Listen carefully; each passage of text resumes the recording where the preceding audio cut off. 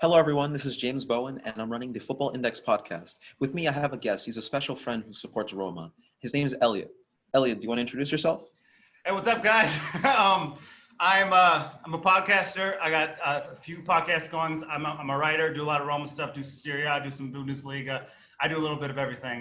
But I'm excited to be doing this podcast with you, and I think this is gonna be a lot of fun. Oh, for sure. It's my very first podcast. If you guys could be very supportive and drop your feedback, it'd be truly appreciated. So since the Premier League just kicked off and it was a great game between Liverpool and Chelsea, I wanted to go over how these teams are going into the season. Because as we all know, last season, Chelsea lost 4-0 to Manchester United and looked like they were in reconstruction mode. But they were able to finish third or fourth in the Premier League, top four, with an inexperienced manager and a young squad. Now, this season, they brought in a lot of young world-class talents, such as Timo Werner and Kai Havertz. Yeah. But they still aren't performing. It's actually quite funny because they played Havertz out of position, and Ziyech is yet to make his world-class impact on the Chelsea squad. So, Eliot, I was wondering, my envisionment of Chelsea's squad is a 4-2-3-1 with Kovacic and Kante in the midfield as the holding anchors. And then you've got Pulisic left wing, Ziyech right wing, Havertz as a center attacking mid, almost second striker, and then you've got Werner as the sole striker. Do you think that the Premier League nowadays can hold a solo striker? And if you have different tactics for how Chelsea should line up this season? Yeah, no, I actually agree with that perfectly. My thing for Chelsea is this whole thing, I don't know what you call it, fantasy football. They basically didn't spend for the last 2 years, and then they just bought everybody. I think all right, I wasn't going to lead with this. I think Arsenal will finish ahead of them this season. I think Arsenal will get a top three finish. I think Chelsea will not do that because the thing with Chelsea is, yes, Havertz is the real deal. But it's just like at the beginning of last year with Pulisic, Lampard didn't know how to play him in the right area. They didn't know his natural position. They didn't know what kind of football that he played at Dortmund. I mean, they knew him because he wasn't brought in from Lampard. But I think this is going to be the expectations are going to be enormous. I think they still have an issue with the goalkeeper. Kepa, I don't think is the answer. There's somebody they're signing, and I'm not sure he's the answer either. So they have some issues there. I don't love them defensively, but they have a bunch of players that if they build this sort of momentum with the squad that they have, they're going to be a team that's going to be challenging for the title. But I think this year it's going to be difficult for them because everybody is going to be going at them, kind of the same way they're going to go at City and Liverpool because of all the money they spend. And this is what's going to happen. If Havertz has one bad game, they're going to say that he was a flop. If Ziyech doesn't deliver, they're going to say he's no good. If Werner doesn't perform, they're going to say that he's not capable of the Premier League. And I get the from the physical standpoint that the Premier League is more physical than the Bundesliga. But personally, I think the Bundesliga is the best league in the world. It's probably a little bit close. So I would say, and I didn't mean to go on this, but I think it's Germany, Italy, and England. And England may have the most physical game. They might have some of these world-class players, but as the league itself, it's not the same. So even if Werner doesn't hit right away, they shouldn't criticize him in that way just because of how everything's like going on. But eventually when this team gets comfortable, they're going to start hitting. But the problem is how much pressure is going to be on Lampard and the squad to deliver immediately. Where you only have – so with Chelsea, you have a few guys who've been there for more than a season or a couple seasons.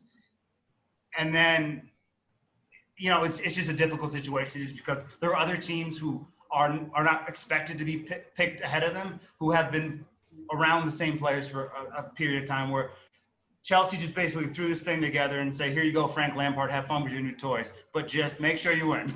And I think that's the problem. I agree with you. You want to know something? What's really brilliant about the point you just made is that the Bundesliga has products that people don't remember because they've been in the Premier League so long. Where did Kevin De Bruyne come from? Didn't he come from Wolfsburg? Yeah. Weren't they in the quarterfinals of the 26 Champions League, almost upset a Real Madrid who would go on to win the Champions League three times? People forget. His best statistical season was not with City. It was with Wolfsburg. That last year, Wolfsburg, he had of all the years he could have won the Ballon d'Or, that was the one. That was his best season I've ever seen from him.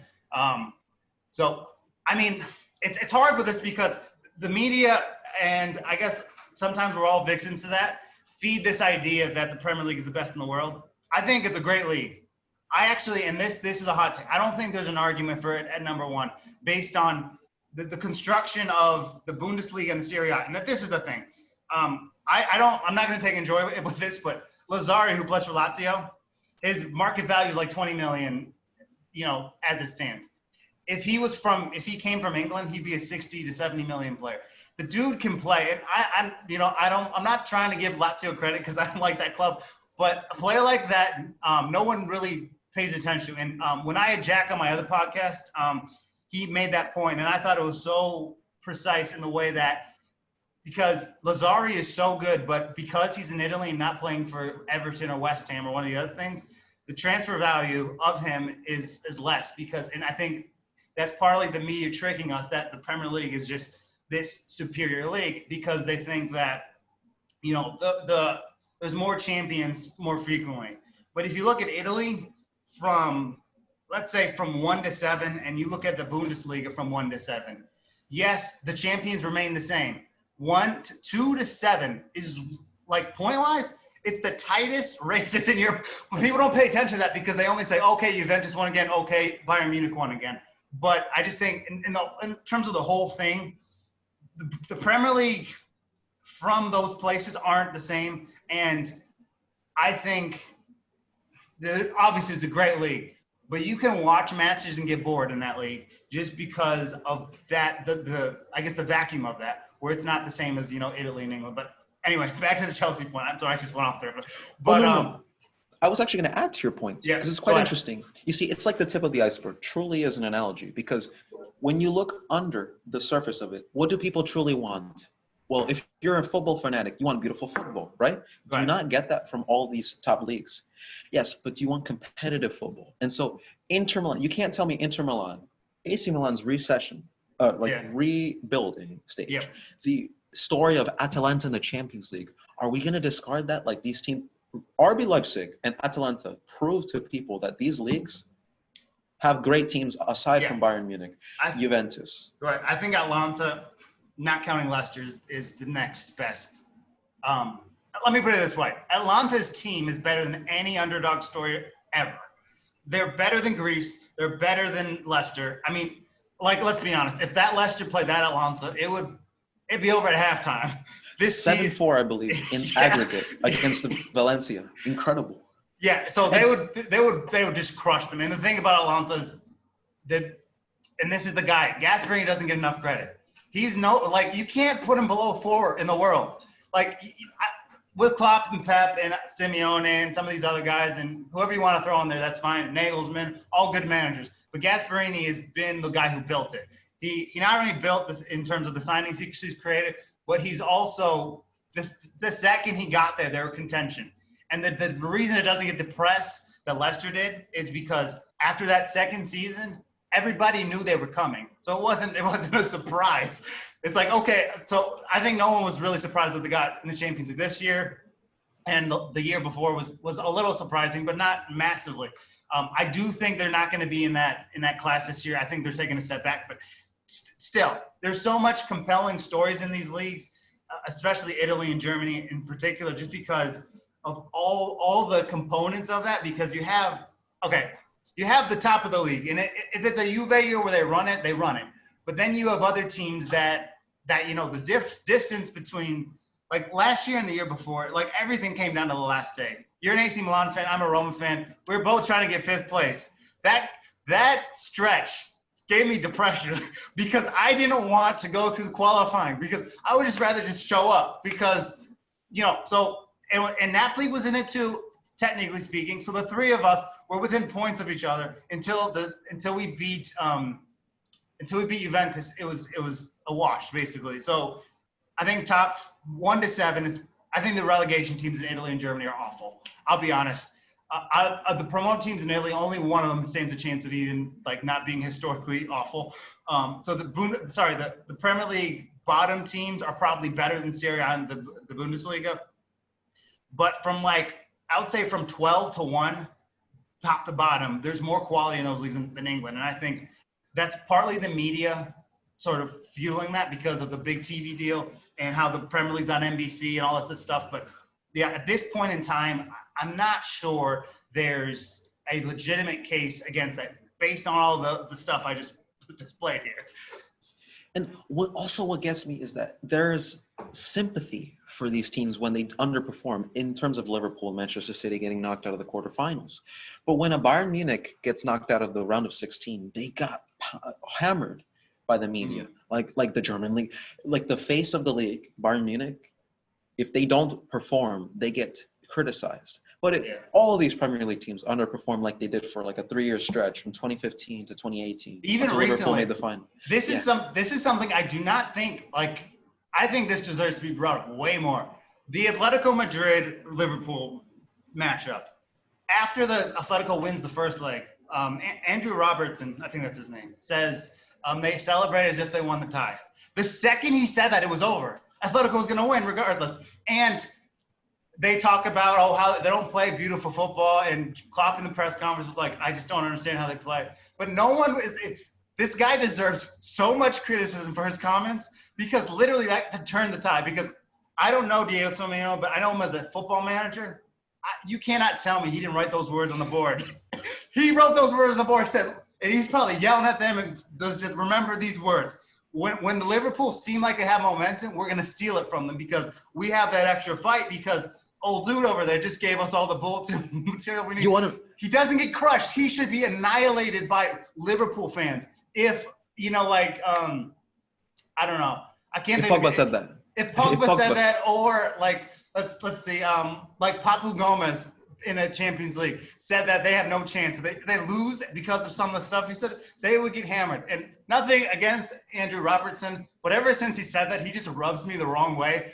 But stuff like that you should be so much criticized for that because you just gave Atletico Madrid momentum that they didn't need. They were already winning that tie by a goal. And the fact that he said that plays in the minds of everyone. And they went to Anfield. And I know Anfield's hard, but when Klopp says something about, welcome to Anfield. And I have respect for the Liverpool fans.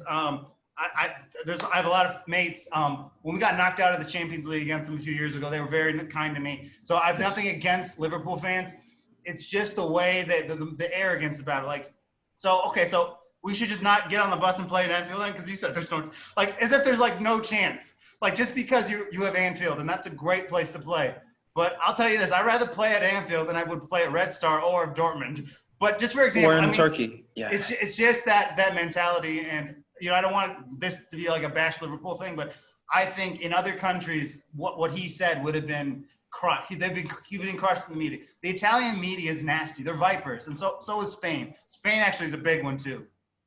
So if you say something and that's the reason you get knocked out, I mean, it's just he got off the hook for something that I think subconsciously I don't think he will take accountability for. Because he doesn't understand the gravity of what he did to Atletico Madrid during that time. And it goes back to the point of how everything's just being portrayed. But under circumstances, that's not, you're not getting off the hook for saying something like that gave Atletico Madrid all this momentum. And it's just once he said it, it's all right, we'll see you in 2 weeks. Let's go. I love the fact that you mentioned Dortmund and Anfield because it actually it got me thinking, do you think that players who are capable of performing in big games, regardless of their international reputation, deserve more credit when they do so? Players, Cristiano Ronaldo, I remember in the group stages of the 2016-17 Champions League, he had 2 goals in those 6 group games. Yeah. But one of them was against Borussia Dortmund, and I believe the other one was as well. No. Actually, one against Sporting Lisbon, and the other against Dortmund. Because he scored late against Sporting. It was a 90-minute. A free kick. Yeah. And then the one against Dortmund, where those stadiums are roaring for 90 minutes. Actually, Real Madrid were in the lead thanks to Varane's goal and Navas' mistake. But my point is, to be able to score consistently in these tense atmospheres are what define players. Do you think that, for all intents and purposes, that the top 5 players in the world, bar Lionel Messi, Cristiano Ronaldo, live up to those expectations on a consistent enough basis in the Champions League? For example, my case is with Neymar. I love Neymar. I think he's one of the best players in the world. And I always rated his finishing because in the 2013 Confederations Cup against my beloved Spain, Yeah. He scored one of those goals. It's just one of those goals you'll never forget. Where he just Yeah, I know the one. I know exactly what you're talking about. And I was telling my dad, I don't buy this vender humo. He's selling smoke. Neymar is not the real deal. Then he scores that goal in the final, and he sentenced the game, by the way, with that goal. It was 2-0, Right. and that was the end of Spain. Right. Anyways, this Neymar, he made the Champions League final, but he didn't score for the last crucial games. He didn't score in the quarterfinal, semifinal, or final. Yeah, and he totally disappeared. I think that's fair, but I think the criticism of Neymar in that game in particular, I thought beyond it'd been great if he would score. Outside of that, he had a great game. I thought he was having these moments where he was dribbling with Bayern Munich players off his shirt. He's setting up players. He sets up Di Maria. He doesn't do what he's supposed to do. And then he sets up Mbappe how many times in that game to win 3 it? times at least. This is the thing. If he doesn't deliver, that's on him. But he's been carrying this PSG team all the way through the Champions League. Most people thought they were done after they lost to Dortmund. Neymar brought them back there. Neymar didn't score the goals against Atalanta, but he did construct them. But he constructed both of them, and he made up the early shot that he had on goal. He has to put that away. The second one, I'm not putting that on him because the one where it was like a little short. Icardi was supposed to make that run before he did. Icardi was late to get to it, so I'm not putting that on him. But I'm putting that one in, like the first one he's got to. So throughout this whole thing, he's doing what he's supposed to do. The thing with Neymar is, and this is something I've talked to about players who I work with. So the person I worked with this last year on my book, she is very Paulo Dybala-like in terms of the way she plays. But it's just sometimes she needs to just say, the heck with my teammates, I'm going to go get us that goal. And that's what I see with Neymar. And that's not a diss on her at all. I'm just saying some players have that moment where they just say, okay, give me the ball and get out of my way. And Neymar, so my issue with Neymar is that he doesn't have that enough. Sometimes he's like too reliant on sort of putting his teammates in position where he's good enough, he's talented enough. Give me the ball, get out of my way. That should be his mentality, especially Neymar has come up short in these games. But some of the other players in the top 5 have as well. And I would take Neymar. I'll be honest, I think Neymar is the second best player in the world, personally. I have Messi, Neymar. Those are my 2, and then KDB. But the thing is, that's just so I don't think that's totally on him. But again, he needs to have that more aggressive mentality when it comes to these big Champions League games. He can be that way where he's trying to put everything together in the French league, and I think it's still top league. But against these bigger teams, he needs to be more of the aggressor rather than being the one who facilitates everything. So he's relying on teammates rather than doing it himself. What's funny is this is actually a little bit of a tangent, but now that we mentioned Neymar, I'm glad that you think Neymar's that great as well, because I went through that period where it was very funny and almost kind of like ironic in a sense. So when he first signed for FC Barcelona and Gareth Bale was there, I was of the notion that Gareth Bale was better than Neymar. Oh, really? You were one of those? I was one of those. Okay. Especially with FIFA 14, with Bale on the cover, I was convinced. And so what's funny is Madrid win the Champions League. Bale scores in the final of the Champions League against Neymar's Barcelona in the Copa del Rey final. Yep. And I leave that season feeling like, you know what? I don't know why. I still think Neymar is better than Bale. People are like, you're insane. What? And you love Real Madrid, James. How can this be? And it's just because even in failure, even in adversity, Neymar doesn't give up. Neymar is actually dangerous. I'd love for you to look at the Copa del Rey final. Yeah. Real Madrid 2, Barcelona 1. Neymar hits the post in the 88th minute.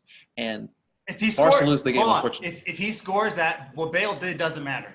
Doesn't exactly. And so Neymar's a long-term project. Neymar's life is very admirable when you think about it, even though he was an early bloomer. Very next season, Neymar scores in the final in the last minute of the game. Neymar wins the treble. Bale will never win the treble. Yeah, and this is something I think is important to mention. Before the year that they teamed up with Mbappe and all those guys, it was his first year at PSG. If Neymar does not get injured midway through the season, he's winning the Ballon d'Or. At that Neymar, it was like Messi's still the best in the world. He's still the greatest player of all time. But the thing about that, Neymar was just a level above everyone else until he gets injured. And then that slips from him because that year he was like people acted that wasn't the case because he got injured and he hasn't quite hit that same level that we saw from him because he had like 27 goals and 18 assists by like January. The thing I love about Neymar is he is the dream. He's two-footed. He's unbelievably agile. He's creative. He's arrogant in the sense that I love, and a villain. That's why I love him so much because everybody hates him. And the best part of it all is that he does not see anything but the goal and the ball. That's it. Yeah. If you remember this free kick he scored, actually two of them, against Red Star Belgrade in the Champions League group stages. Yeah. If this was not 2018, it was 2019. But yeah.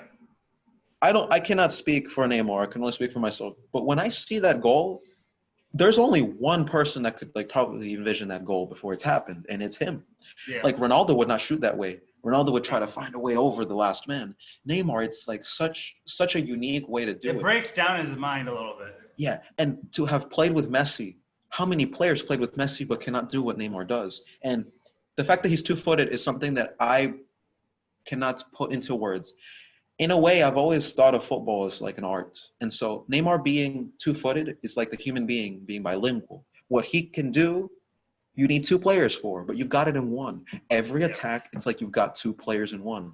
You don't know where he's going. Not only can he shoot with both feet, he can dribble. I remember a goal he scored against Croatia. It was a friendly before the World Cup, but have in mind that Croatia made the World Cup final that year. He just is, he's, like I've always said, he's an artist. Yeah. But, sometimes, go ahead. Yeah. I was going to say that sometimes you need engineers and sometimes you need that artist, and they stick out. They truly make the game beautiful to watch. And they might not score, which in the end, engineering is kind of like getting that product to work, to get the machine rolling. Neymar is more about beautifying it and making it nice to watch. And when little kids wake up and they grab their football and they shine their boots, who do they want to be like? Do they want to be like Lewandowski, who gets the job done, who is effective and a great player? Or do they want to be like Neymar, where you're like, oh, I just scored. I murked five players. It's flash. It's skillful. And, exactly. and the thing with Neymar is he dove against Croatia in the World Cup, and the world still hasn't forgiven for it. Oh, it was the worst. It was horrible, and that's the problem. They think of him in that light. And I know we talked about this before.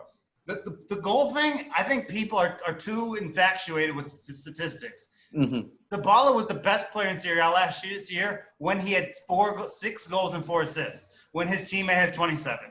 So it doesn't matter. The goals do matter, and you can highlight it when, he had this many goals and he had this many assists. But you can be the best player on a team and the best player in a league with 6 goals the whole season. That reminds me of Zinedine Zidane. 1998. He won the Ballon d'Or with 3 goals. That's insane. And that's what people don't understand. They're going to tell me, James, you're a hypocrite. Like, for example, if we're going to divert into another topic here. Yeah, go on. What Megan Rapinoe does is not the same way as Zidane does, even if their statistics are the same, because they do it in different ways. Zidane is ever present in those games to the point where they're such intense games that one goal truly does it. And whether it's him or not, it doesn't matter. His team goes through because of him. Right. You can't win without him. If you remove him from some of those teams, they're not winning. You take Megan Rapinoe from the World Cup squads, any of them, they're still winning it. Yes. It's the most dominant national team ever in women's World Cup history. And she's not even the best player. That's the thing. And I'm not sure. I don't like Megan Rapinoe. People know this, but still, she's not even the best player on any of those teams. She was really good in the 2015 World Cup final, where she was, dishing out to everybody. But the thing is, the best players are often people you wouldn't expect. You know what I mean? Julie Ertz. Do you think it's Julie Ertz? Yeah, that's what I was thinking about. Yeah, exactly. This World Cup, I thought it was the young one. Rose? Yeah, Rose Lavelle. Rose Lavelle, yeah. And the thing is, this is the crazy bit about the U.S. women's national team. They're so loaded that their most talented player has to come in the 87th. So I'm talking about Mallory Pugh. Mallory Pugh isn't, from a talent perspective, she's in the not same class, but in a similar light to like a Mia Hamm, just in terms of talent, not in terms of ability. So I'm not saying that they're the same or they're in the same level, but just she's so much more talented than anybody on that team. But because the team's so loaded, she has to wait until the 85th minute to even touch the field. I know the perfect analogy. When Spain won the World Cup in 2010, David Silva barely touched that squad. If I'm not wrong, he didn't play a single minute of the World Cup. Juan Mata played 5 minutes of that entire World Cup. Yeah. Put Juan Mata in the Ivory Coast, in Switzerland. He's their best player by a mile. But you put him in Spain, he doesn't even start. He looks average for Spain. Talk about talent, man. And I'm so proud every single day. I never forget to remind people that happened. Spain won the World Cup with that squad. Yeah. And it wasn't just him. It was Silva. Pedro's excellent. At that time, he played like 3 matches the whole World Cup. So it just goes to show you how loaded that team is. So you take Megan Rapinoe out. I don't know, put whoever you want in there, and they're still good enough. Where he put her on a different team, she's probably our best player. But there's a few exceptions. I would say the Netherlands, France, and England. She wouldn't be and Spain. She wouldn't be the best player. Most of the other teams she would, and that's just the reality of the situation. So you can't take Zidane off Real Madrid, and then they still beat Bayer Leverkusen in that Champions League final. No chance. Leverkusen would have won that. You take Megan Rapinoe off of those teams, they're still probably winning it. So it's just, and I'm not saying she's not a great player. She is, but it's just like I always look at this. I look at I think you'll appreciate it. I look at someone's impact and value within a team. So, like, I'm going to talk about Ronaldo real quick here, but Ronaldo has, X amount of goals for Juventus. But when Dybala is not out there, he's isolated. He's not creative. He's not doing anything. He's trying to, like even today's game, and he's just trying so hard to score a goal. And he doesn't have someone that's really, they did play well today. But the point is, sometimes he's so desperate for that goal that and it doesn't come naturally to him and he gets frustrated, where Dybala is just putting him in places. So this is why some people have him as the 10th best player or the 15th best player, the 25th best player in the world or in Serie A, however you want to do it. Because with Dybala, he just looks like a totally different person. And when Dybala is not there, it's just like he doesn't have that talent enough at this point in his career to just overpower everything. So this is why, the goal thing is not important. It's about impact. You plug someone out. Can I replace this person in this squad with somebody else? That's how you know when someone's world class. And I think there's only probably 25 players world class in the whole world. Because I'm tired of hearing everybody talk, this guy's world class, this guy's world class. You know what I mean? Because it's such a small number that you have to really figure out in your head, who are these players? There's no more than 30. I have the perfect example. Today I was just thinking, forgive me for using FIFA ratings to qualify a player, but they say Gareth Bale is as good as, for example, let's see. I have a better one actually. Mm-hmm. Nicola Barella has the same rating as what's his name? Starts with a V. Who plays for Inter? Vicente? No. Vicente? No. Vecino. They have the same FIFA rating. Nicola Barella is one of the best under 23 players in the whole world, and probably one of the best players at his position in Serie A, and they have the same rating. That makes no sense. I just remembered. So it was, let's see, if you compare Lamela to Gareth Bale, they're the same rating. But in your mind, it clicks. Like, there is no way Gareth Bale, I know who he is. I know what he's capable of. Yeah. That's a world-class player. But then you hear something like, let's see, a player is good, but it's not world-class. Serge Gnabry. Serge Gnabry is a great player. Do you think he's world-class? No. Like, it just doesn't sound, it doesn't click. And he's got a long way to go before he convinces me or anyone. But, by the way, the goal he scored against Lyon was very impressive. But no matter how many impressive things he does, it doesn't quite strike you as world-class. But then you hear a name like Manuel Neuer or Thiago. Like, I don't care if Neuer's had a bad series of games. Those will not stop him from being world-class, from being one of the best. Lewandowski, world-class. Then there are players who... Then there are players that are world-class, but nobody else knows they're world-class. Yeah, exactly. Papu Gomez has been world-class for like 5 seasons in a row. But now they're like, he's not that good. He's pretty good. Like, people, it's taken them 4 years to even realize how good he is. And then there are players that hint at it, and they fall under this illusion. And once they actually have the responsibility to live up to the hype, they can't do it. For example, David Luiz. David Luiz looked world class after that free kick against Colombia in the World Cup. Once you started thinking David Luiz is world class, I see so many jerseys here in New York State with PSG number 32, David Luiz. And they must live in regret in knowing that they thought the 50 million pound center back was going to be the future of football. Little do they know, honestly, man, like, I don't know where to put him. Where is his best position? Because in defensive mid, he's kind of not agile enough to play there. And at center back, he doesn't have the discipline or the willpower to stay back. It's hard to say. I don't know. I think collectively as a league, the Premier League has collectively great defense. Individually, they do not have good defenders. Yeah, that's a great point. So let's see. If on top of my head, Premier League world-class defenders, not just good defenders.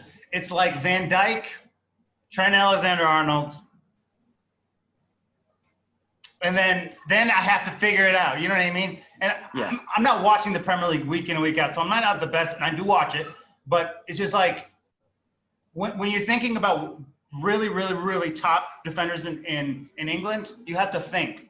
Yeah, that's where in Italy, I can name 7 people without even breaking a sweat. So it's just like one of those things where it's just like collectively they defend well as a teams, but individual defending doesn't exist as much as it does in Italy, where a Eliot who wasn't great his first 2 months goes from that to the best defender in the league and is showing these world-class abilities. And yes, Italy does have better individual and they also have a good collective. But in England, there's only a few defenders who are like, that guy's ridiculous. I agree with you. What a shame that I might have to do this and compare Van Dijk to Cannavaro. But for the sake of argument, right. Here we go. Forgive me. Have mercy. When Van Dijk was isolated against Tottenham, I believe last season, when it was Tottenham that lost to Liverpool in the very last minute, he showed that he was a world-class defender because he had the patience to be able to put off Sissoko and her son. Yeah. The same way Cannavaro in the 2006 World Cup against Germany. If you remember, after Grosso had scored that finesse shot, he scored in the 118th minute. Yeah, the curler in top corner. Germany pushed. They sent everyone up, and it's Podolski. He has the ball in the air, and then somehow Cannavaro, 5'9" center back, just chests the ball, passes it to Gilardino. Gilardino sees Del Piero running on the left, and then Del Piero finishes the top corner. That goal was all Cannavaro. Yeah. Little kids only see the sick finish. I was one of them. I practiced that shot every single day for the next week. But a world-class center back is very different to a world-class player because you can have, yes, Lionel Messi, Neymar, they're very unique talents. They're very hard to find. That's why they're worth so many millions of dollars. Yeah. But defenders, world-class defenders, these days are becoming very rare. Here's the thing about that. Here's the thing about that. And I'm not bringing this guy up to hurt your feelings. Theo Hernandez, okay? Let's really look at this, right? He is exceptional going forward. He is a weapon. I feel like I could dribble past him because he can't defend. You know what I mean? That is Marcelo. This is a big thing, right? So left backs and right backs have been turned into these dynamos offensively. Only a few can actually defend as well. And I'm sorry, if you can only do one of those things, your value isn't that high. I heard something about like PSG wants to buy him for 50 million, and I'm like, no, because yes, going forward he's excellent, and if he's a left winger, he's going for 50 million. If he's a left back or a right back, or not just Hernandez, just other people like that. The one at Atalanta, the left back at Atalanta is also another one who's not great defensively, but incredible going forward. And then you have guys like, I would say the Napoli right back, Di Lorenzo.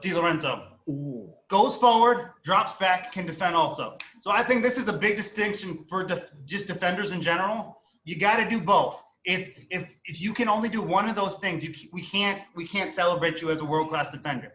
Both things need to happen. Center backs are a different story. They're not trying to go get goals. They're trying to protect the goalkeeper. But true. I think for those positions in particular, we have to start viewing them what they are. Yes, it's great if you can go forward, but if you can't defend them, what's the point? It's just like it was against Genoa. They were a bad team last year, and they needed something, and they're losing this game, or They weren't playing well, and AC Milan had like just scored, and then they basically quickly decided we're going to attack that side of the field because we can dribble past them. They get inside the box, they score, and they equalize. So it's just like one of those things. You need to be able to do both things. And I'm not trying to pick on Theo because I think he's a tremendous talent, but I think just generally speaking, you need to be able to push and defend. If you can't do that, play center back or play wing or something else. You make two great points. Sorry. You made a great point that gives me two great ideas. Number one, that's why Ferland Mendy is not anything like Marcelo. He is just fresh air and a breath of new life to Real Madrid's attack and defense. That's why they won the Madrid derby this season, 1-0. Because Mendy assisted to Benzema on the attack, but he was crucial in shutting out Joao Felix and their entire attack. Also, my favorite back line ever consists of these fullbacks. This is going to blow your mind. Zanetti and Maicon. Wow. Inter, but because of what they did. Now, I know you'll remember the 3-1 win of Inter over Barcelona in the 2010 Champions League semifinals, where Maicon scored. They had Shibu at left back and Zanetti as a right defensive mid in that 4-3-3 attack. Do you remember when they had Schneider, Eto'o, and Milito? Maybe a variant of the diamond. Yeah. But it was the way they defended in that second leg. Mourinho said, I had 10 warriors because my 11th was sent off. It was a famous quote of his because of the Busquets incident. No, I get that. That's actually a good one. It makes me remind me of the it was Uruguay-Portugal World Cup. It was Diego Godin and Jimenez together. And I was at a bar and I was watching with my dad. And I said, Portugal's not scoring because those two aren't allowing anything to happen. So all Uruguay needed was one chance, and Cavani had scored early in that game. But the fact that those two basically closed off the field, that still had Cristiano Ronaldo and all these other good, players within the team. That's the big difference because those two made it impossible. Like it's like they had chances, but when you watch the game, you knew they weren't going to score because of the job that Godin and Jimenez were doing in that, in that back line. So it's interesting. And what I've always wondered is why on earth do people criticize Cristiano Ronaldo in a situation like that? I know that he's a superstar. He's got to perform. He's got to score. But that is one of the most asphyxiating defenses that you could build. And they are experienced and they grew up together in Atletico Madrid. Obviously, one much more older than the other one. Yeah. One giving off experience to the other. But for example, when France played that Uruguay, it was a set piece and an own goal. Or I say own goal. It was Griezmann shooting the ball with a swerve that France were my pick going into that tournament. They were the rightful winners of the World Cup. But I mean that wasn't a performance that. Yeah, and also when Godin skied it right in front of the goal, I will consider that an open goal miss. If you know what I'm talking about. Yeah. But you can't look at that game and say, well, France were easily the better team. That wasn't No. It was an own goal and a set piece, and that's it. Yeah. If just for example, if you took the other semifinal and they both played Uruguay during that tournament, they would have lost. Yeah. So it's just partly circumstances. They could have gotten to the semi. You want to know? In my opinion, this is funny. I never admit it to my friends, but Portugal were the better team in the Euro 2012 semifinal against Spain. They were dominant in that game. They did not win, though. And Spain, what's funny is that Spain won the final 4-0. Portugal would have beaten Italy as well, but they were not in the final. It's unfortunate. It's a terrible twist of events. It's just about getting through it and then recovering. Because there have been games where the best team in the world is not the best team in the world. Right. Once they get through, they show their true lights. Like, I've been told that Germany in 2010, if they had Thomas Muller in that semifinal against Spain, they might have been able to win that game. But because he got that handball against Argentina and suspended, they played totally different, very afraid, like cold, almost like, how do I say, conserved, Yeah. Whereas Spain had their full squad. But early in the tournament, Spain were not playing up to their full potential. If you remember the 2010 World Cup, they lost to Switzerland in the first game. Yep. And those were long shots for days. Spain never played for long shots. They play tiki-taka inside the box, try to place the shot. Very,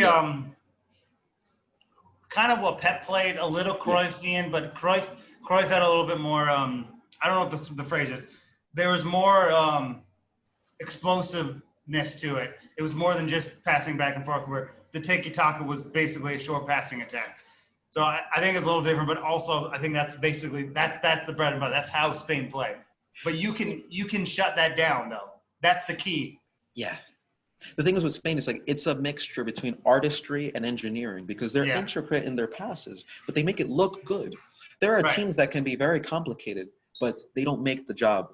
They don't get the job done. Whereas there's teams like Real Madrid under the Mourinho era. If you know that goal against Ajax that everyone always roars about, that is a work of art. And man, that's such a lesson in football, to be honest with you. If you remember, it's Khedira, Ozil, Kaká, Ozil, Benzema, or Higuain. Yep. Back in Ronaldo. But the way they do it, it's like you can't. Number one, in lightning speed, real time, you cannot communicate. That's just telepathic. It kind of reminds me of the It was Germany, Brazil, the blowout, and it was like the fourth goal. I think it was Cruz. Kroos, yeah. It was Khedira, and then he hit it back to Cruz at the last second, and he just puts it back in that. It looks easy, but it is not, because if anything, Cruyff said this. I'll never forget. Rest in peace. He said, the hardest thing to do is play simple football, and also to make football look simple. Yeah. Because Messi makes football look easy, but is it easy? No, it is not. In the same way, Barcelona, these back heels and it's not like Messi's just walking. Oh, it's been great today. This has been so easy. He's not doing that. And what I love about Messi is that, like, he's read the situation twice, maybe 3 times, 4 times. So his response time is not to what you're gonna do; it's to what you could have done and didn't do. Yeah. Because he's already a pace ahead of you. He's made his decision already. Yeah, he's already made his decision. Whereas with Cristiano Ronaldo, he's just hoping and banking on the fact that you haven't seen what he wants to do. He's going to catch you off guard. He's going to break into this position. If you watch his first goal against Juventus in the 2018 quarterfinal, first leg, that is marksmanship to the max. He feints, then he moves in, and then he tips it with his right toe into the right corner. Yeah, it's different because Messi's like, you know what I'm going to do, but you still can't stop it. Same with Arjen Robben. Only difference is that Messi is more unselfish. And not to mention, Messi is just when I think of football, like, I think of him as like a mad scientist. Yeah. Like he's in the lab in his brain. And it's like when we watch the football match, we see it. And Messi sees it in a different way. Yeah. He sees like all these different equations and which makes the most sense in this particular sequence. What's funny is I grew up hating Barcelona. Borderline waking up every morning being like, I hope Barca lose, And the funny thing is now it's paying dividends to be such a consumer football because it was the highest level of football. And now when I look back, we have probably seen top 5 teams of all time in that Barcelona era, 2009, 2010, 11 is the best team we've ever seen. Yeah, possibly the best team ever. I've heard it. I've seen it, I would put them. I would put Cruyff's Ajax. Oh yeah. I would even put this. This is an oldie but a goodie. I put Grande Torino in that class also. Ooh, yeah, but watch Messi's goal in the 6-2 win over Madrid in the Bernabeu. He sits down prime year. Yeah, I remember that. Can you believe that? What I would tell my friend, I'm an old man in a bar, and I tell my friends, I sat down prime Mirko Casillas in the Bernabeu as we beat Real Madrid 6-2 to the treble. Are you kidding me? Yeah. That is the legacy of Lionel Messi, never to be forgotten. And honestly, the point where I realized that Messi was just a different breed was when he scored against Chelsea in the second leg. When he megged Courtois with his weak foot, I had seen greatness from Messi. I remember the goals against Neuer in the treble-winning season. But it was that kind of love for Ronaldo and Real Madrid that blinded me. I could not see the greatness of Lionel Messi. I was not convinced. Even with the goal against Bilbao, even against every single time Messi proved his greatness. Yeah, it's funny. Bilbao is when I made the decision that he's the best ever. And here's the thing. I don't know how to explain it. I feel like Johan Cruyff was my teacher of football. I read his autobiography, and then I read The Barcelona Inheritance, which was the single most informative book of all time. I love it. I never wanted anyone to be better. So in my mind, Cruyff was the best player of all time since 74. And I wasn't back then, but ever since I've been a human, Cruyff has been the best in the world. I thought it wasn't close. I thought, throw whoever you want at my guy. No one's coming close. And then as the years progressed, I'm like, Messi's getting closer and closer. And then the Bilbao goal, I'm like, all right, it's over. The thing with Messi, though, to be fair, Ronaldo will always live in the top 5, in my opinion. Top 5. Yeah, I got him at 5. The thing about Ronaldo is this. He is So numbers, I don't care about the numbers in the situation. Yeah. He's in this generation, he's the greatest goal scorer.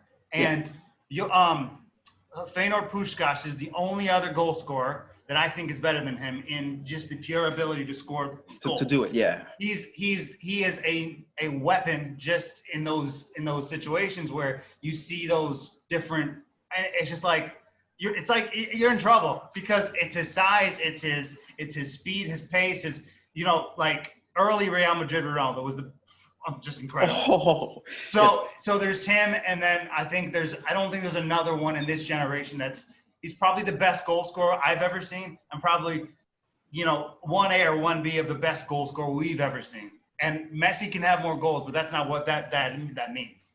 Even if you score more goals than him, he's the greatest goal scorer, at least of the last since the Hungarian legend.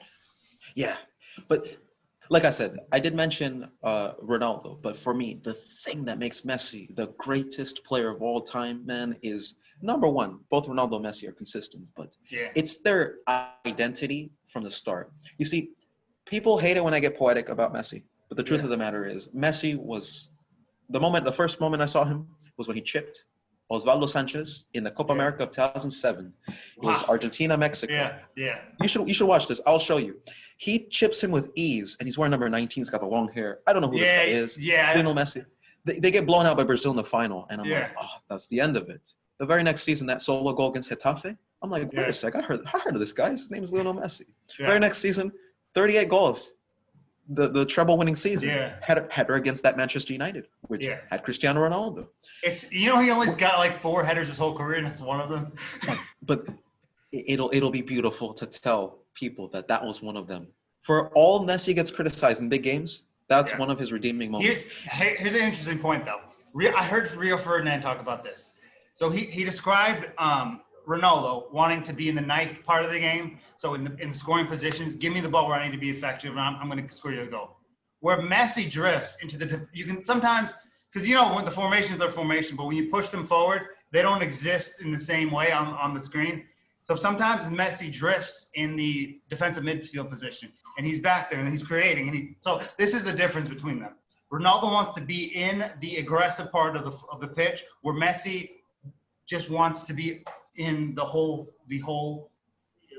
area to try to do whatever he takes to win. So if that means drifting back and helping out defensively, he'll do that. If that means pushing forward, he'll do that. If that means being a striker, he'll do that. So it's just like it's unfair to compare them because they play absolutely nothing alike.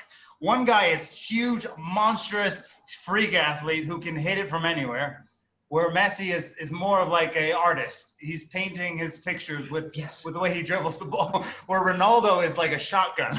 It's just like when he figures out where he's putting that ball, game over.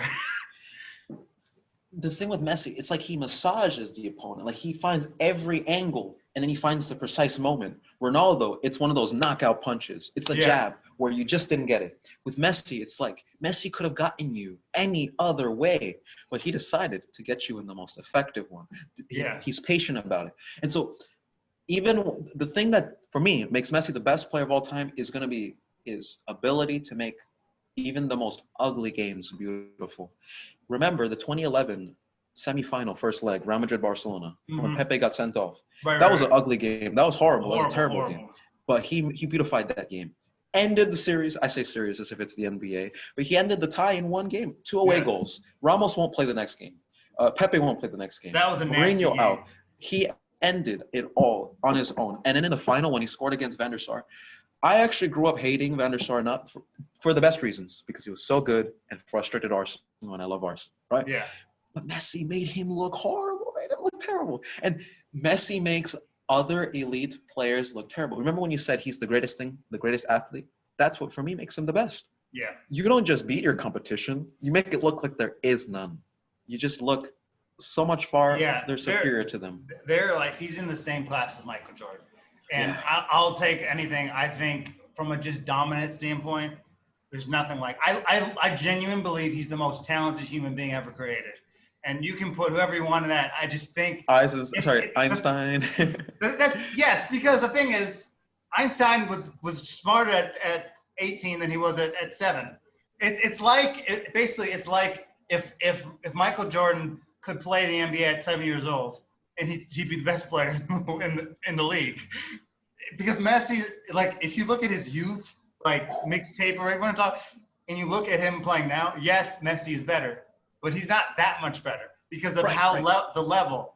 And yes, I understand Ronaldo had to do with more work, and Messi was just a gift, but that's not his fault. So it's just like, it's hard to say anyone else is even superior. Also, I am very like particular, and I look back at specific games that may have no significance to the average person, but when I look at them, I realize that Messi is just a treasure. He's amazing. Watch France Argentina 2009, right before the World Cup. Messi scores, but even if he hadn't scored, he played out of this world. And I just remember looking at the lower third, especially as a journalist, when you pay attention to these little things. It says Lionel Messi, 21 years old.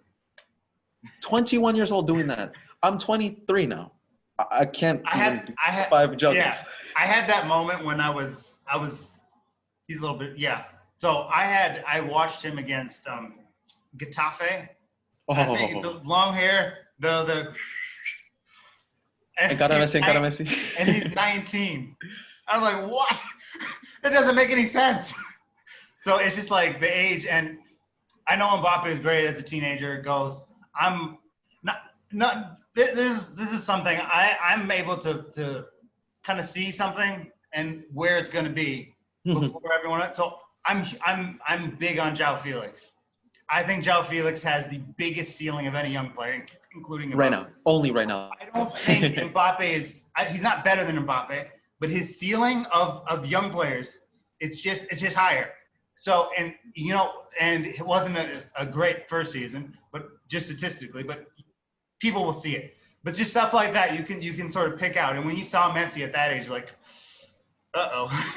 it's like I shared a video of this before. It's like Kobe Bryant tells a story about he was friends with Ronaldinho, and then Ronaldinho says, you shared this. I've seen it. He said, this is going to be the best player of all time. And then she's like, what? That kid? And he's 19 years old. And then, it's just like, and that's incredible. And Ronaldinho, who's at the time probably top 3 player in the world, is telling, a peer that this 19-year-old kid who's only played like a game or whatever, is going to be that. And in fairness to Ronaldinho, you got to bang on.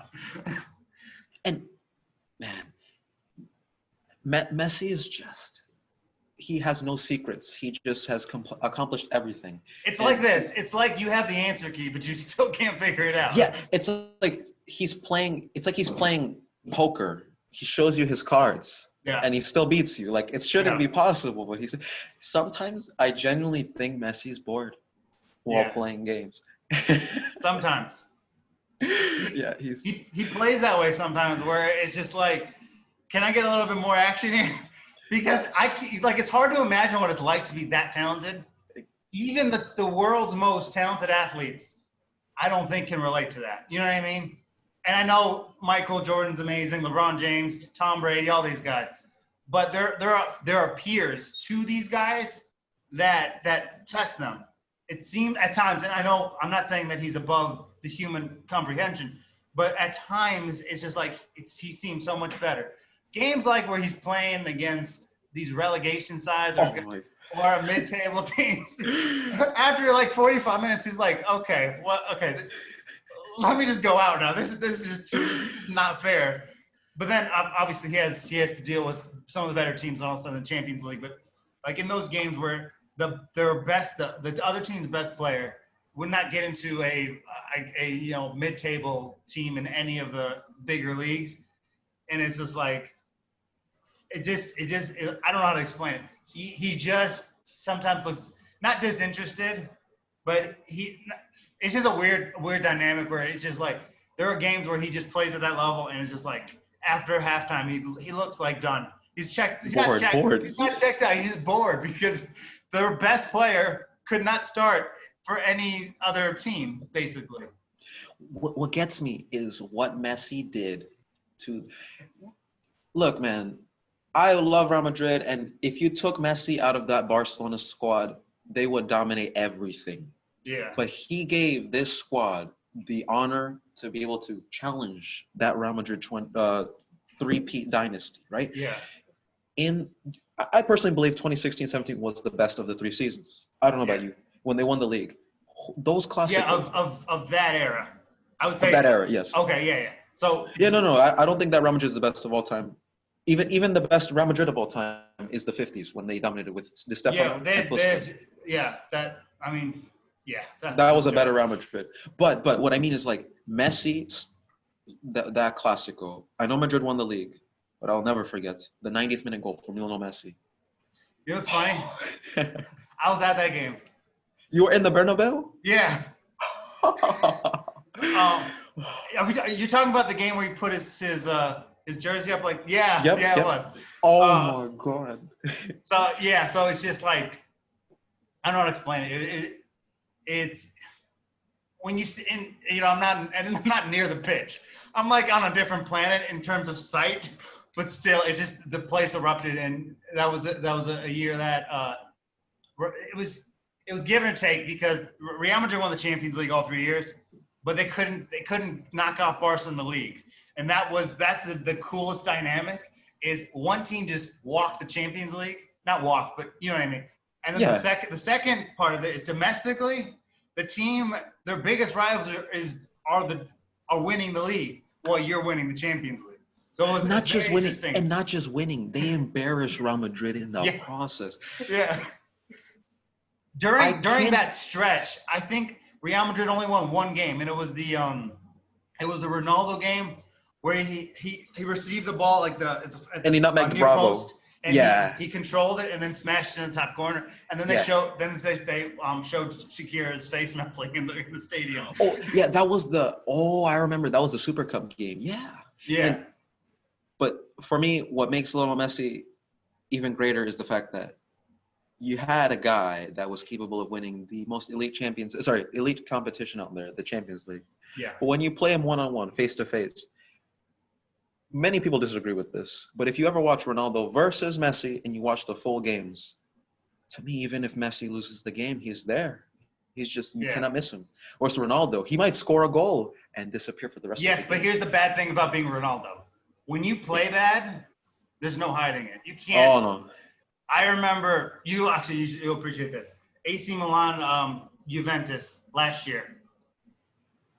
I mean, it was awful. Ronaldo was losing the ball to not even one of your better defenders or your better midfielders, to Chinallahu or whatever. It was like watching someone who was trying to still be something that they weren't anymore. So when you watch a game like that and you see Ronaldo play and he had a great season, but that game was, it was probably the worst game I'd seen him play in years because he didn't provide anything. He kept losing the ball and his passes were being intercepted. And Ronaldo, when he is a huge game, it's obvious, but when he's a bad game, you can't, erase it. It's there. Yeah. Where Messi, because of the way he plays, if he's not having the best game, it's hard because when Bayern beat the living, out of Barcelona, when I watched it, I didn't think of Messi's been horrible because he didn't look like he was, he didn't play well, but still, it wasn't such a factor that it made it, the attention's on him. And also that's a burden that Ronaldo takes because of his physical stature and the way he plays, that it often becomes something of a simulation of that. So also, if you watch the Anfield game, the 4-0 over Barcelona, Messi, frankly speaking, Messi's not a defender. If you take the goals out of the equation, Messi didn't play bad. He just didn't play that well. No, actually, the thing about that is, and I know a lot of people say he didn't play well. I thought it was a great performance, and I know they lost 4-0. How many it was Arthur? Here you go, Arthur. Skies it. Here you go, Dembele. Misses it. Jordi Alba. Here you go, there was Suarez, a chance at halftime. Miss it. Here you go, Jordi. He was setting up everyone. That game is not on him. Plus, he did in the first leg, so who cares? But I thought, and there's this narrative surrounding that he didn't play well in that game, and I disagree. I thought it wasn't his best game, but it's like a 9 out of 10 performance because he set up so many of his teammates to just do what you're supposed to do. And I know Alisson very well because he was Roma's keeper, but and but you can score against him. It's not impossible, and he's a top 2 goalkeeper in the world knows. But the balls that he put to those guys, they were in very winnable situations where they could have probably should have scored some of these goals. And if Barcelona scores 1, it's over. They're not. But it was a whole vibe of Barcelona and the corner kick where they weren't paying attention. And the thing that's funny is that Liverpool never chased the game. It's quite funny. They felt comfortable. And Barcelona would let that happen. I never understood it. Yeah. If Barca scored 1, Barca through. You want to know why? Barca would have been comfortable. They always are. They actually were a little too complacent and lackadaisical, especially in the second half. That game went from 1-0 to 3-0 instantly. Like in the, 2 minutes that Wijnaldum scored those 2 goals? Yeah, and I think you can justify that one because you know how the game went. It's just like one of those that can be explained. Yet Barcelona took their foot off the gas. You can, but that's one I think you can explain and all that stuff. But then the Roma one makes no sense. Still makes no sense. That's the difference, I think, because when that happened, people were comparing the two, and I said the Roma one was better, and people got mad at me, Liverpool fans mostly. But I was saying that because Roma's squad is nowhere near Liverpool's squad. That's what I was thinking. And also, Roma really rinsed, they really got all out of those goals. Like, they really were make or break. Plus, you can say whatever you want about Liverpool Barca. Roma outplayed them twice. I don't care if they lost 4-1. We put 2 of them in the back of our own net. So that's the thing. I think that's the difference between the Roma and Barcelona. The Roma one doesn't make sense because you still have Messi, you have Iniesta, you have Suarez, you have Dembele. There's enough there where you're getting beat by Kevin Strootman, who's a year later wasn't with the team anymore. And Schick. And Schick. Schick playing in a Champions League semifinal now sounds crazy. I know he's done well in Germany, but it just wasn't our guy. But the thing is, with that one, it's just you can't explain it. And then you have, but similarly, they take their foot off the gas in the beginning of the game. De Rossi has a beautiful ball to Dzeko, he puts it in, and then it's game on. Where in the Barcelona game, when they took their foot off the gas, they collapsed. But when they wanted to, they were the better team in both of the games. It's just they became lazy and they allowed Liverpool to basically dictate them. Where Roma just, I don't know how to explain it. They just sort of found their moments in that game where totally different dynamic in comparison to sort of the other one. To me, it felt like the tortoise and the hare, really, where Roma was like, Barcelona don't want to win this? I'm going to go win it. It's the same with the tortoise and the hare. The hare was asleep. The hare was capable of winning the race, but it fell asleep, and the tortoise won. Same with Roma and Barca. There's a difference there because, Anfield's more difficult to win. Nobody's, in just my opinion, and I'm trying to keep biased out of this. I don't think no one's going into that Stadio Olimpico on that night and winning. It just, the weirder thing is, after 20 minutes, I thought we were going to win the game because the atmosphere, I'll take that atmosphere, not totally, but April 10th, 2017, that atmosphere is the greatest atmosphere I've ever seen in a game where, Liverpool's is always hot, but it's just like the fans were singing the whole game and it just influenced sort of what you see on the pitch where the Liverpool, obviously, things happen in a certain way, but it's just there's no way this, when we're talking, 20, 30 years from now, and talking to people who are the newer generation, and they're asking us about the Roma Barcelona comeback, and they're going to say, oh, what happened? And we're going to say, it's been 30 years. I still don't got a clue. Also, one last point. It's a little bit of a brush up, just to close. But I honestly, now that I think about it, truly, eye-opening and without a doubt anymore, despite my allegiance to Ronaldo and Real Madrid, if you watch the Manchester United-Barcelona second leg, when De Gea makes the mistake, of course, and Messi scores those 2 goals, it's not goals, man, that convinced me that Messi is the greatest of all time. It's everything else. It's what he's capable of doing. And so what makes me think that Messi is even greater is when he gets criticism for what his teammates didn't do. What else is he meant to do? That Barcelona almost won the treble. Think about it. They were 2 games away from a treble. Copa del Rey final, won the league, lost to Liverpool by 1 goal. If we think about it in the grand No, I get that. My thing is here. So obviously, like I said before, big game, big moment. I want Ronaldo. If I need a Champions League moment, I'll take Ronaldo. But I don't want to upset people here. And don't get me wrong, Ronaldo's in my top 5 all time. Yeah. Just for everyone, it's sorry, I have Messi, I have Cruyff, I have Zidane, Maradona, Ronaldo. So those are my 5. So whatever you want to do, but I have them at 5. And I think this is just the way I see it. Messi and Ronaldo have been compared their whole lives. I hate doing it, but I think this is because of the way you're sort of setting this up. I don't think it's close. That's just my opinion between Messi and Ronaldo. I think Ronaldo's unbelievable. Again, if I need a big game, I'll take Messi. I'll take Ronaldo over Messi. But in terms of a football player, I don't think it's a debate. The only debate that I think is eligible against Messi is probably Maradona, Zidane, or Cruyff, and that's it. And again, you're going to have to be at the lab for 8 hours to think of the argument because he's just positioned himself in a place where no one else has gone.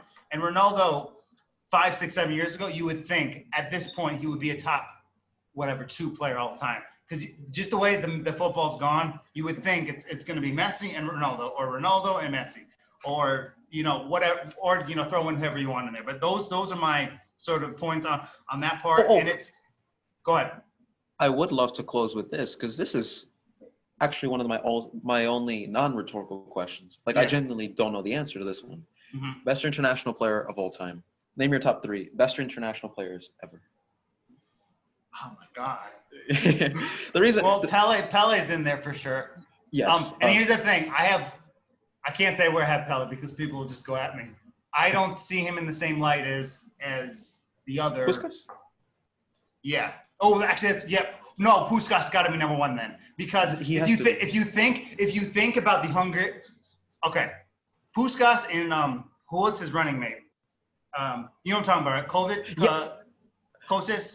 Kostis. Yeah. Oh those God, 2. That's number 1. Those are 2, and then Pele. I don't care. Hungary, they did a documentary about it's called The Golden Team. I think it's on YouTube, and they were interviewing Bobby Robson about this is when they spanked England, and basically saying, oh, we didn't know about Puskas. He was they called him the Galloping Major. He served in the Hungarian army. We thought this was a 5-1 demolition of a team that had just come into European football. And it's just that no one expected them. And I know they had made a World Cup final and they won the Olympics, but that's it. Like, if you talk to someone who was 10 years old and you said Hungary had one of the longest winning streaks in the history of football, they wouldn't believe you. And the thing of the Golden Team, I think the Golden Team is up there with all the rest of the historical football. They didn't lose, and the only reason they lost, they got robbed in the World Cup final. There was a few things that went Germany ways. Could I interject? Was it the Adidas boots? Was it the Adidas boots conspiracy? No, it was offside goal, and one of the goals that they had scored had a handball on it. Oh, really? Yeah. I heard a theory that Puskas equalized in the 89th minute, and they took it away. Wow. And then I don't know. My dad, I've Hungarian roots to me as well as my other stuff. And so here's what this is why the Golden Team died. They played so Hungary at the time, going through these situations, was probably the worst place in Europe to be. It was and they talk about this in documentary about, you did not know if you're living in that country if you were going to make it to the next day, if you're going to survive, because that's how bad it was. Then Puskas comes in the Golden Team. Politically speaking, and I don't want to get into that much, but it's the whole country was on an uptick. And then they get knocked out of the World Cup, and the dictators and all the people who were were sort of in line with the team. They lose. Then this is what happens. Then they play the Soviet Union in Moscow, and then they beat them, which they hadn't lost at that point. And then it basically unleashes the rebellion. Russia and Hungarian fight, and this is the crazy thing. So Puskas and the rest, a majority of the team, flee the country. They never played. So that was the last game that Puskas had ever played for Hungary. They go away and they don't come back for 20, 30 years to return. So if the war circumstances are different, that team continues to do what they did. It's sort of like the Grande Torino, where if they didn't pass away, they would continue to go on the run they were going with. So of all the stuff that went on, it didn't have an ending chapter because it was ended for them based on the sort of the undesirable circumstances. So I think those two, that team and just those two in particular, are definitely top two. And then you got to put Pele in there. The man's got 3 World Cups. But that golden team, the mighty Megers, I mean, internationally speaking, there's not many that come close just from that perspective. This is going to blow your mind. Yeah. But in my journalism class, we were talking about problems in the European Union. Yeah. And during the Cold War, my professor was like, you can write about anything you want, even if it's soccer-related football, if you'd like, as long as it maintains the conflict of a European or like a world conflict. And so I was going to write about the Falklands War and how the Diego Maradona handball, hand of God, caused political outbreak. But your story is so much better because as a journalist, especially as you, another fellow journalist, you can tell me your perspective and your family background. And so, Eliot, this makes me super happy because that means that next week we can talk about it more. And okay, do me a favor. Watch. There's a documentary. Watch on it. It's called Golden Team documentary. Team. So I'd watch that. It's like a half hour. It's one of the best football documentaries when it comes to its very essence. The intro is incredible. They have all these little things, and then the guy on the screen says, "The Hungarians were a revolution." It's like one of those lines. I'm like, okay, this is gonna be awesome. And I'm actually I have a very busy writing schedule, but I'm eventually gonna write something on it. I actually have already written, a couple pages on just Puskás and his life. I started this early 2014, 2015. It's eventually going to get finished, but I haven't done it yet. But at some point, I'm going to finish, and I'm going to include all these other things in it. Just like the Granite Torino, I did a Granite Torino project. I had not touched it for 3 years, and I just finished during COVID. But that's something, that I think is important. And it's one of those teams where it's just like, you can think about this in a football way, and you can think about this in a different way because it had more ramifications. They talk about beating the Soviet Union and then having the whole thing collapse. And basically there's war and kidnapping and all this other stuff. And then Puskás and the boys basically leave the country and they don't come back and there's even like a rumor that he died. So that's how crazy it was. And then he comes back, and after 30 years. Wait, Eliot, can you give me 1 second? Yeah. Can you give me 1 second?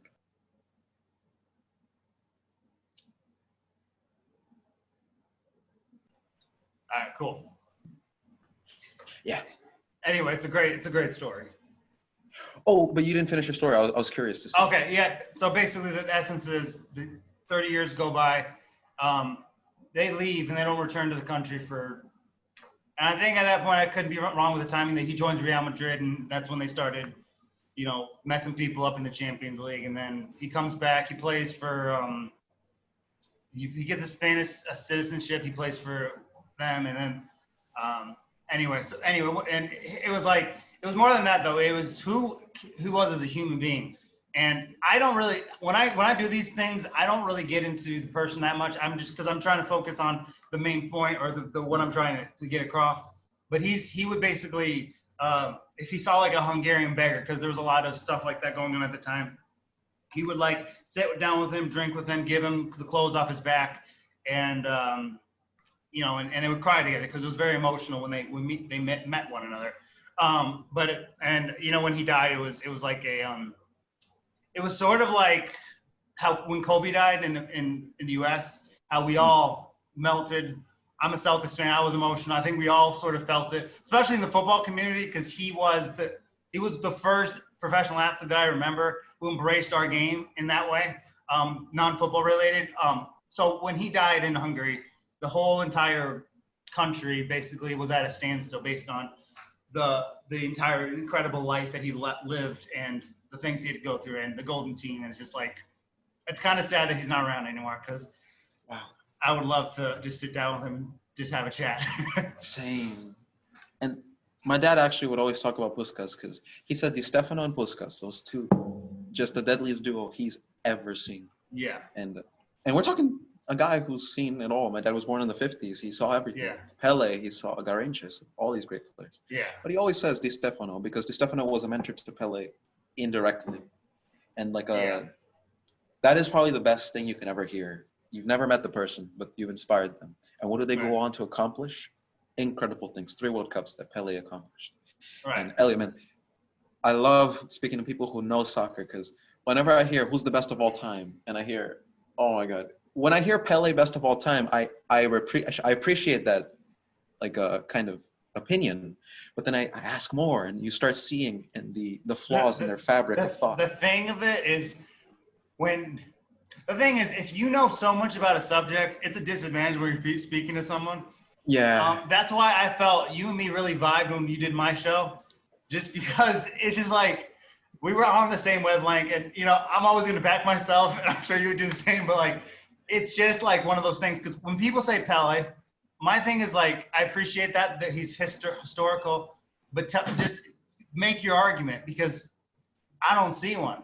I'm not sure he's a top 7, honestly. Mm-hmm. That's what I think. Like when they say goals is the reason Pele is the greatest of all time, there's people with more goals. The same way Bill Russell's not the greatest player of all time for his championships alone. As a Celtics fan, I hope that does not offend you.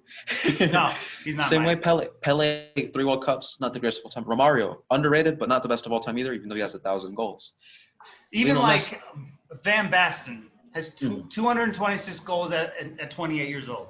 He retired at 27. That's a better argument than Pele.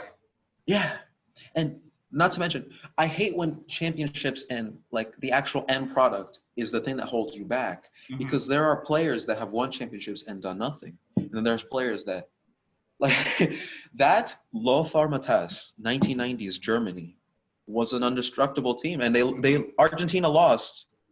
Honestly, Argentina had a rough tournament without, if not for Maradona, to get to the final, and lost to one of the best teams ever. But anyways, people will say Maradona only has 1 World Cup. To me, none could have done more than what Maradona did in that World Cup. Yeah. And in '86, he did everything. Right. But score in the final. I'm not a big fan of him just as a person, but as a person, my dad hates him. It's disrespectful to have him below that's why I can't put him. That's why I can't put Ronaldo at 4, because I would have to knock one. The thing is, for me, Messi, I've made my mind up. Yes, same. 2, Cruyff. You can't convince me he's not below 2. And my thing is this, and I don't usually call people crazy or something, because that's not my game. I think if you don't have him in your top 3, or at worst top 4, you need to go study his career more, because you're not getting it. He revolutionized football. Yes.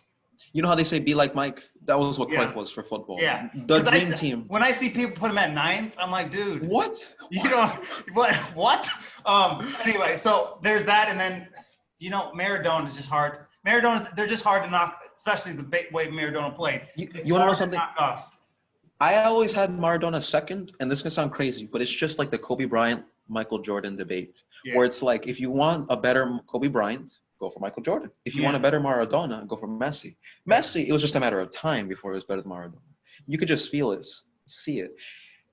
Messi will retire, and what is his biggest failures? 3 finals with Argentina. 4, if you count the Copa America 2007, which he was not like the principal figurehead of. Yeah.